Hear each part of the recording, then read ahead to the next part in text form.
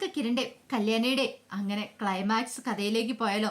അങ്ങനെ നമ്മൾ കാണുന്ന ഒടുവില് കിരണും രതീഷും കൂടെ സംസാരിക്കുന്ന സമയത്ത് രതീഷ് പറഞ്ഞു, ഒരുപക്ഷെ കിരൺ സാറേ അവള് പോയിട്ടുണ്ടായിരിക്കുന്ന കല്യാണിയെ കാണാനാണോന്ന് അറിയത്തില്ല, അതുകൊണ്ട് സൂക്ഷിക്കണമെന്ന് പറഞ്ഞു. അപ്പോഴേക്കും കിരൺ പറഞ്ഞു, അങ്ങനെയാണെങ്കിൽ ഒരു കാര്യം ചെയ്യാം, ഞാൻ ഇപ്പൊ തന്നെ വീട്ടിലേക്ക് പോകാന്ന് പറഞ്ഞു. ഞാൻ കല്യാണി ഒന്ന് വിളിക്കട്ടെ. അങ്ങനെ കല്യാണിയെ വിളിച്ചിട്ടാണ് കോള് കിട്ടുന്നില്ല. പക്ഷേ അവളെ വിളിച്ചിട്ട് കിട്ടുന്നില്ലല്ലോ. രതീഷെ, നീ ഒരു കാര്യം ചെയ്യാം, ഹോസ്പിറ്റലിലെ കാര്യങ്ങളൊക്കെ നോക്കണം, മനോഹറിന്റെ കാര്യങ്ങള്. അവനിപ്പം നല്ലവനായിരിക്കും, അറിയാലോ. നമുക്ക് വേണ്ടിയിട്ട് ഒത്തിരി സഹായങ്ങളൊക്കെ ചെയ്തു തന്നിട്ടുണ്ട്. അതുകൊണ്ട് അവനെ എന്താവശ്യമുണ്ടെങ്കിലും അവനെ സഹായിക്കണം. അത് മാത്രമല്ല, ജയിൽ അധികൃതരൊക്കെ വന്നിട്ടുണ്ട്. അവര് വേണ്ടുന്ന കാര്യങ്ങളൊക്കെ ചെയ്തു കൊടുക്കുകയൊക്കെ ചെയ്യണം. അങ്ങനെ വേണ്ടുന്ന കാര്യങ്ങളൊക്കെ പറഞ്ഞു കൊടുക്കണം എന്നൊക്കെ എല്ലാ രതീഷിന്റെ കാര്യങ്ങളൊക്കെ പറഞ്ഞ് ഏൽപ്പിക്കണം. എങ്കിൽ ഞാനൊരു കാര്യം ചെയ്യാം, ഞാൻ അവിടേക്ക് ചെല്ലട്ടെ. എന്നാലും സരി ഇത്ര വലിയൊരു കൊടുംചതി ചെയ്യുന്ന നമ്മൾ ആരെങ്കിലും പ്രതീക്ഷിച്ചോ? രതീഷ് പറഞ്ഞു, ഞാൻ അപ്പോഴേ പറഞ്ഞല്ലേ സാറേ ഇങ്ങനെയൊക്കെ സംഭവിക്കുമെന്ന്. അപ്പൊ ആരും വിശ്വസിച്ചില്ല. എന്ത് ചെയ്യാനാടാ, അന്ധമായിട്ട് വിശ്വസിച്ചു പോയി. അവൾക്ക് മാറ്റം ഉണ്ടാവുന്ന. ഇനിയിപ്പോൾ അതിനെക്കുറിച്ചൊന്നും പറഞ്ഞിട്ട് കാര്യമില്ല. എത്രയും പെട്ടെന്ന് തന്നെ അവളുടെ കാര്യത്തിലൊരു തീരുമാനം എടുക്കണം. അത് മാത്രമല്ല, ഷാരി ആൻറ്റി ഹോസ്പിറ്റലിൽ നിന്ന് ഡിസ്ചാർജ് ആയിട്ടുണ്ടെങ്കിൽ അതിന് വേണ്ടുന്ന കാര്യങ്ങൾ നോക്കണം. കൺമണി മോള് അവളെ എല്ലാവരും നെഞ്ചിലേറ്റി കഴിഞ്ഞു. അവളുടെ കാര്യം ഓർത്ത് കഴിയുമ്പോഴാ ഇവൾ അതുപോലും ചിന്തിച്ചില്ലോ എന്നൊക്കെ പറഞ്ഞിട്ട് കിരൺ പറഞ്ഞു, എന്ത് എങ്കിൽ ശരി ഞാനും കൂടി പോട്ടെ എന്ന് പറഞ്ഞിട്ട് കിരൺ പോകുകയാണ്. പോകുന്ന സമയത്ത് കിരണിന്റെ മനസ്സിലേക്ക് പല പല ചിന്തകളും വരുവാണ്. ഒരു ദിവസം സരിവ് വയ്യാന്നും പറഞ്ഞിട്ട് ചെന്ന് കഴിഞ്ഞപ്പോഴത്തേനും കിരൺ അവളെ ചേർത്ത് പിടിച്ചത്. തന്നോട് ചേർന്ന് അവൾ നിന്നുമൊക്കെ. ശേ, അവൾ ഇതൊക്കെ ഉള്ളിൽ വെച്ചോണ്ടാണോ ഇങ്ങനെയൊക്കെ പെരുമാറിക്കൊണ്ടിരുന്നത്? അതൊക്കെ ഓർത്ത് കഴിഞ്ഞപ്പോഴത്തേനും കിരൺ ഒട്ടും സഹിക്കാൻ പറ്റുന്നുണ്ടായിരുന്നില്ല. കുറച്ച് കഴിഞ്ഞപ്പോഴത്തേനും കിരൺ വീട്ടിലേക്ക് വരുവാണ്. അങ്ങനെ വീട്ടിലേക്ക് വരുമ്പോഴത്തേനും ലക്ഷ്മിയമ്മ, കാർത്തികൻ, കാദംബരി എല്ലാവരും ഉണ്ടായിരുന്നു. അവരാകെപ്പാടെ ഭയന്ന മറ്റേ നിൽക്കുവാണ്. അപ്പോഴേക്കും കിരൺ ചോദിച്ചു, എന്താ എന്തുപറ്റി, കല്യാണി എന്തിയേ? അപ്പോഴേക്കും ലക്ഷ്മിയമ്മ പറഞ്ഞ, കല്യാണി മോളും മുറിയിലുണ്ട്. എന്തിയെ? ആ സരി ഇവിടേക്ക് വന്നിട്ടുണ്ടായിരുന്നോ? വന്നായിരുന്നു. എന്നിട്ട് എന്താ സംഭവിച്ചേ? അത് കേട്ട് കഴിഞ്ഞപ്പോ എല്ലാവർക്കും ആ പാടെ ടെൻഷനായി. ഒന്നും പറയണ്ട മോനെ, അവൾ ഇവിടെ വന്നിട്ട് എന്താ ചെയ്തേന്ന്, എന്താ കാര്യം എന്താന്ന് വെച്ചാ പറ. അപ്പോഴേക്കും കാദംബരി പറഞ്ഞു, അതെ കല്യാണി അകത്തുണ്ട്, അവളോട് തന്നെ ചോദിച്ചാൽ മതി, അവള് കൃത്യമായിട്ടുള്ള കാര്യങ്ങൾ പറയുമെന്ന് പറഞ്ഞു. അല്ലെ, എന്താ കാര്യം, നിങ്ങൾ എന്താന്ന് പറ. അവളോട് ചെന്ന് ചോദിക്കുക. ഞങ്ങൾക്കത് ഓർക്കാൻ പോലും ഇപ്പോഴും ഭയവാ. അത്ര മാത്രം കുറച്ച് സമയത്തേനും ഞങ്ങൾ എല്ലാവരും കൂടെ ശ്വാസം നിലച്ച മട്ടിൽ അവിടെ നിന്നേ. അതുപോലത്തെ ഒരു അവസ്ഥയായിരുന്നു. ഒരു ഭീകര അന്തരീക്ഷമാണ് അവൾ ഇവിടെ സൃഷ്ടിച്ച ആ സരയു. അത് കേട്ട് കഴിഞ്ഞപ്പോഴത്തേനും കിരൺ എന്ത് ചെയ്തു, അകത്തേക്ക് കയറി പോവാണ്. അപ്പൊ പോകുന്നതിന് മുമ്പ് ഒരു കാര്യം കൂടെ പറഞ്ഞു. അവള് കാരണം ഉണ്ടല്ലോ, ആ മനോഹർ ഇപ്പൊ ഹോസ്പിറ്റലാണ്. അവള് മനോഹറിന് വിഷം കൊടുത്തിട്ടുണ്ടായിരുന്നു. വിഷം കൊടുത്തായിരുന്നോ? അതെ, മനോഹറിന് വിഷം കൊടുത്ത് അവള് കൊല്ലാനായിട്ട് ശ്രമിച്ചിട്ടുണ്ടായിരുന്നു. അവനിപ്പോ ഹോസ്പിറ്റലാണ്. രതീഷിനെ അവിടെ ആക്കിയിട്ടാ ഞാൻ ഇങ്ങോട്ടേക്ക് വരുന്നേന്ന് പറഞ്ഞു. അതോടെ കേട്ട് കഴിഞ്ഞപ്പത്തിനും എല്ലാവർക്കും വല്ലാത്തൊരു ടെൻഷനായി. അങ്ങനെ ഒടുവില് കല്യാണിന്റെ അടുത്തേക്ക് വന്നു കഴിഞ്ഞപ്പത്തിനും കല്യാണി കിരണേട്ടാന്ന് പറഞ്ഞ് കെട്ടിപ്പിടിക്കുവാണ് കിരണിനെ. എന്താ കല്യാണി, എന്താ സംഭവിച്ചേ? അവൾ ഇങ്ങോട്ടേക്ക് വന്നിട്ട് എന്താ ചെയ്തേ? ഒന്നും പറയണ്ട എന്റെ കിരണേട്ടാ, എനിക്ക് ഇപ്പോഴും ശ്വാസം നേരെ വീണിട്ടില്ല. കുറച്ച് സമയത്തേക്ക് എനിക്ക് എന്ത് ചെയ്യണമെന്ന് അറിയണ്ടായിരുന്നില്ല. നീ കാര്യം എന്താച്ചാ പറ. അതെ, അവൾ ഇങ്ങോട്ടേക്ക് സൗഹൃദത്തിലാ വന്നേ എൻ്റെ അടുത്തേക്ക്. വന്നു കഴിഞ്ഞപ്പോൾ ആർക്കും ഇവിടെ ഉള്ള ആർക്കും സംശയം തോന്നിയില്ല. അപ്പൊ എന്നോട് കുറച്ച് തനിച്ച് കാര്യങ്ങൾ സംസാരിക്കാണ്ടെന്ന് പറഞ്ഞിട്ട് ബാക്കി എല്ലാരെയും ഒഴിവാക്കിയിട്ട് എന്നെ മുറി വിളിച്ചു കയറ്റി. കഥ അവൾ അടച്ചു. എനിക്ക് സംശയമൊന്നും തോന്നിയില്ല. പിന്നീട് അവളുടെ കയ്യിലിരിക്കുന്ന മൂർച്ചയുള്ള കടാര എടുത്ത് അവൾ എന്നെ കുത്തിക്കൊല്ലാനായിട്ട് ശ്രമിച്ചു. എന്നിട്ടോ ഞാൻ ഒഴിഞ്ഞു മാറി. രണ്ടാമത് വീണ്ടും കുത്തണ സമയത്ത് എങ്ങനെയൊക്കെയോ ഞാൻ അവളെ തടഞ്ഞു. ഞാൻ താഴെ വീണ് എൻ്റെ തലവരി ഇടിച്ചു. ഒടുവിൽ ഞാൻ അവിടെ നിന്ന് പിടഞ്ഞെഴുന്നേറ്റ് അവളെ നേരിടുകയോ ചെയ്തേ. എന്നിട്ട് എന്താ സംഭവിച്ചേ?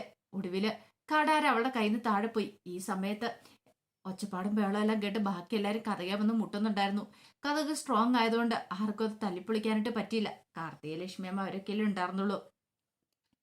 ഈ സമയം അവള് വീണ്ടും എൻ്റെ അടുത്തേക്ക് പാഞ്ഞു വന്നു. അല്ല, എന്നിട്ട് നീ എങ്ങനെ രക്ഷപ്പെട്ടെ? അവളെക്കാളും ശക്തി കൂടുതലുണ്ടല്ലോ കിരണേട്ട എനിക്ക്. ഇടയ്ക്കൊരു സമയം കിട്ടിക്കഴിഞ്ഞപ്പോഴത്തേനും ഞാൻ അവളെ തള്ളി എറിഞ്ഞു കഴിഞ്ഞിട്ട് കഥ തുറന്ന് പുറത്തേക്ക് ഇറങ്ങിട്ടോ അവൾ എന്നെ വെറുതെ വിട്ടില്ല.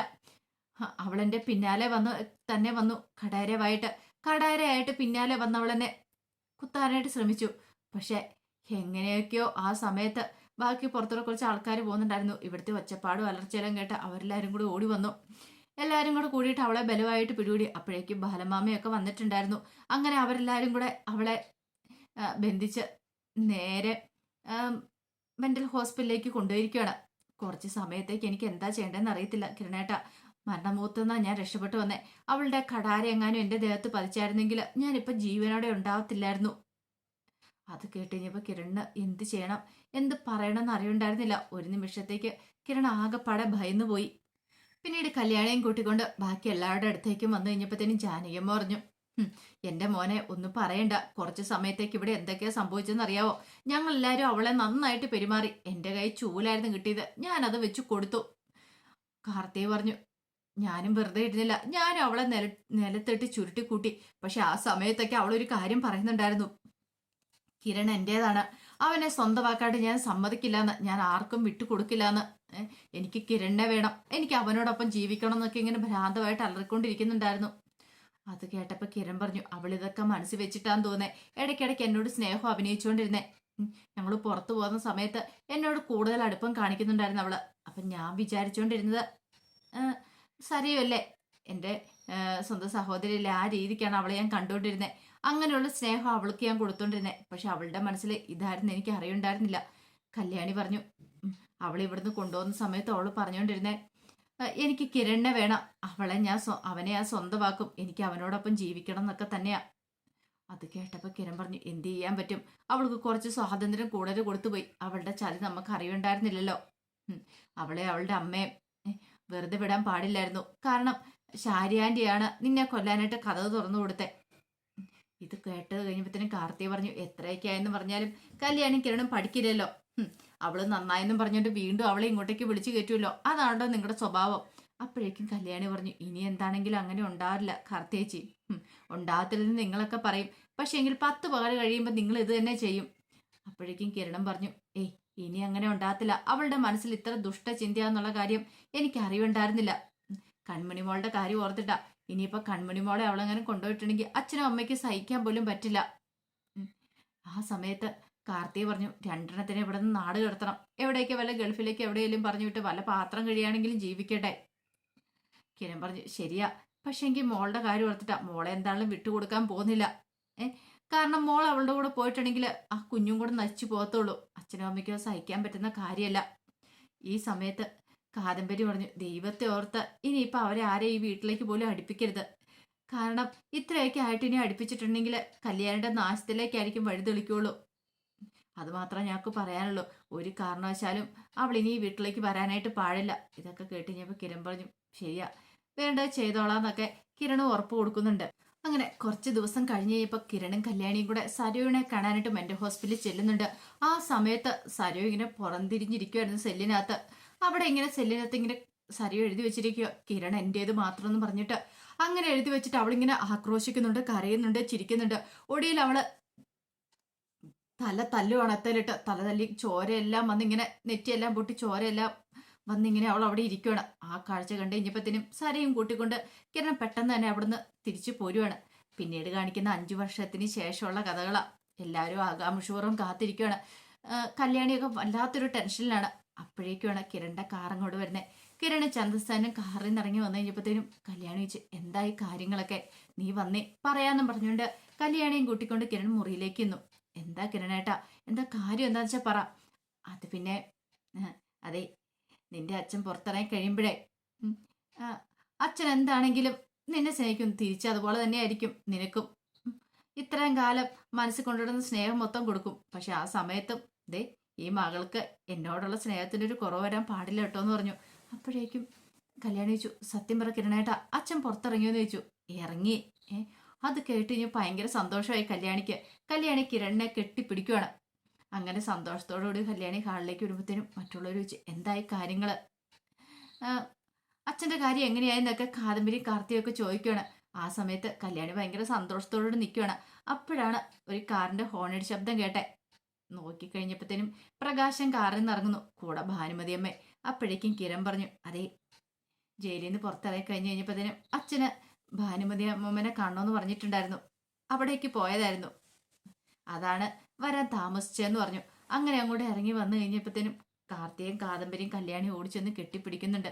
പ്രകാശം പറഞ്ഞു, എനിക്ക് അമ്മയൊന്ന് കാണണമെന്നുണ്ടായിരുന്നു, പക്ഷെ അവിടെ ചെന്ന് കഴിഞ്ഞപ്പോഴത്തേനും അമ്മ പറഞ്ഞു എന്നോടൊപ്പം വരണമെന്ന് പറഞ്ഞ് അമ്മയും കൂടെ വന്നു. ഞാനേ പരോളിന് ഇറങ്ങിയതൊന്നും അല്ല കേട്ടോ, ഞാനിപ്പം ജയിൽ മോചിതനായിട്ട് ഇറങ്ങിയിരിക്കുന്ന. ഇനി എൻ്റെ മക്കളെ സ്നേഹിച്ച് എനിക്ക് ഇവിടെ അങ്ങോട്ട് കഴിയണമെന്ന് പറഞ്ഞു. ഉം, ഇത്രയും വർഷങ്ങൾ എൻ്റെ നഷ്ടപ്പെട്ടു പോയി. ഈ പ്രായമൊക്കെ ആയി.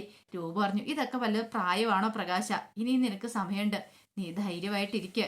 ഒന്നുകൊണ്ടും പേടിക്കൊന്നും വേണ്ട. ഏ, ഇനി എന്താണെങ്കിലും പ്രശ്നങ്ങളൊന്നും ഉണ്ടാകാൻ പോകുന്നില്ലല്ലോ. അപ്പോഴേക്കും പ്രകാശം പറഞ്ഞു, അതെ, ഏ, ഇനി എനിക്ക് എൻ്റെ പെൺമക്കളോടൊപ്പം ജീവിക്കണം. ഒരു പ്രശ്നങ്ങളും ഇല്ലാതെ സന്തോഷമായിട്ട് ജീവിക്കണം. അതിനു വേണ്ടിയിട്ടാണ് ഞാൻ ഇത്രയും നാളും കാത്തിരുന്നേന്ന് പറഞ്ഞു. അങ്ങനെ എല്ലാവരും കൂടെ സന്തോഷത്തോടെ ഇരിക്കുന്ന സമയത്താണ് രാജപ്പണ്ണൻ ഒരു ഓട്ടോറിക്ഷയ്ക്ക് വന്ന് ഇറങ്ങണേ. ഓട്ടോറിക്ഷയ്ക്ക് വന്ന് രാജപ്പണ്ണൻ ഇറങ്ങിയിട്ട് പറഞ്ഞു, അതെ, അവളുണ്ടല്ലോ ആ മാടമ്പള്ളിയിലെ മനോരോഗി, അവള് സെല്ലിന്ന് ചാടിയിട്ടുണ്ടെന്ന് പറഞ്ഞു. അത് കേട്ടപ്പോൾ പ്രകാശൻ തന്റെ പെൺമക്കളുടെ കയ്യിലേക്ക് മുറുക്ക പിടിക്കുവാണ്. എന്നിട്ട് പറഞ്ഞു, ഇനി ആരൊക്കെ പുറത്തിറങ്ങി എന്ന് പറഞ്ഞാലും എൻ്റെ മക്കളെ ഞാൻ എൻ്റെ ചിറകിൻ്റെ കീഴിൽ നിന്ന് ഞാൻ അകറ്റില്ല. അവരെ ഞാൻ പൊതിഞ്ഞു പിടിക്കുക തന്നെ ചെയ്യും. ആ സമയത്ത് ശാരി അങ്ങോട്ടേക്ക് വന്നു. ശാരി വന്നിട്ട് പറഞ്ഞു, നിങ്ങളാരും പേടിക്കൊന്നും വേണ്ട, അവൾ ഇനി ഇങ്ങോട്ടേക്ക് വരാനൊന്നും പോകുന്നില്ല. കിരണിനോടും കല്യാണിയോടും കൺമണി മോളെ നോക്കാനായിട്ട് പറഞ്ഞിട്ടുണ്ട്. അവള് ആ ഹോസ്പിറ്റലിൽ കുറെ മനോരോഗികളെ നോക്കുന്നൊരു സ്ഥലം ഉണ്ടായിരുന്നു ആ ഡോക്ടർക്ക്. അവിടേക്ക് പോയി ഇനിയുള്ള കാലം അവിടെ ജീവിച്ചോളാന്നൊക്കെ പറഞ്ഞിട്ടാ പോയേക്കണേന്ന് പറഞ്ഞു.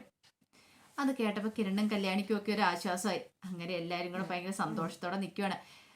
സരുവിന്റെ കാര്യം എന്തായാലും കഴിഞ്ഞിട്ടില്ല. പക്ഷെ മരിച്ചതുപോലെയാണ് അവളുടെ ജീവിതം എന്തായാലും ഇപ്പം മുന്നോട്ട് പോയിക്കൊണ്ടിരിക്കുന്നത്. ഒന്നുമില്ലാത്തൊരവസ്ഥയിലേക്ക് അവള് വീണ്ടും പോകുന്നുണ്ട്. ഇനിയിപ്പോൾ ഇതിന് രണ്ടാം ഭാഗം ഉണ്ടോന്നൊക്കെ അറിയത്തില്ല. അതുകൊണ്ടാണോ സരുവിനെ ജീവനോടെ വിട്ടേന്നും അറിയില്ല. അപ്പൊ അതിന്റെ കഥകളൊക്കെ നമ്മൾ ക്ലൈമാക്സ് കാണുന്നത്. അപ്പൊ അങ്ങനെ 5 വർഷത്തിന് ശേഷം ആ കഥ അങ്ങനെ നല്ല രീതിയിൽ തന്നെ അവസാനിക്കുകയാണ്. അപ്പൊ എല്ലാവരുടെയും ആഗ്രഹമായിരുന്നു സരുവും മരിക്കണം എന്നുള്ള.